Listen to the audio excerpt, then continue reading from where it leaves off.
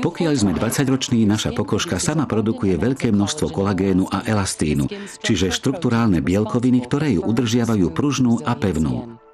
Ale počas starnutia sa v nej vytvára explózia voľných radikálov, ktoré ju ničia a redukujú produkciu týchto proteínov v našom organizme, čo spôsobuje vytváranie vrások a starnutie. Niektoré voľné radikály vznikajú vplyvom vonkajšieho prostredia, ako je slnko, znečistené ovzdušie alebo voda. Kým produkty so zvýšeným obsahom antioxidantov alebo ochranným slnečným faktorom môžu chrániť našu pokožku pred vonkajšími vplyvmi voľných radikálov, najnovšie výskumy v oblasti určenia veku dokazujú, že sú to nielen oni, ktoré môžu spomaliť tento proces. Posledné výskumy z Purdenskej univerzity odhalili, že najväčší zdroj starnutia je vlastne ukrytý v každom z nás.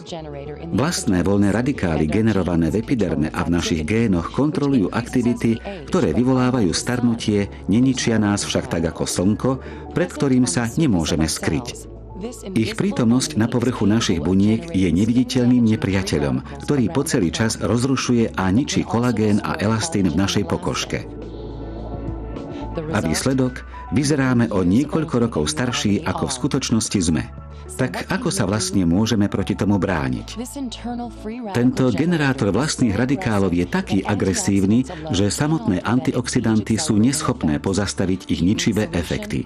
Unikátnym východiskom zníženia produkcie týchto voľných radikálov a ich zdrojov je zastaviť ich ešte predtým, ako viditeľne napadnú našu pokožku. Kožní odborníci a vedci identifikovali exkluzívny roztok pozostávajúci z unikátnych komponentov, ktoré spomalia tvorbu voľných radikálov v epiderme. Je to práve uvedenie agelocku na trh ako vôbec jedinej technológie vytvorenej na spomalenie viditeľných znakov starnutia našej pokožky. A teraz za pomoci vedy si ako výsledok môžeme udržať svoj vek ako zázrak na teraz, ale aj na ďalšie roky.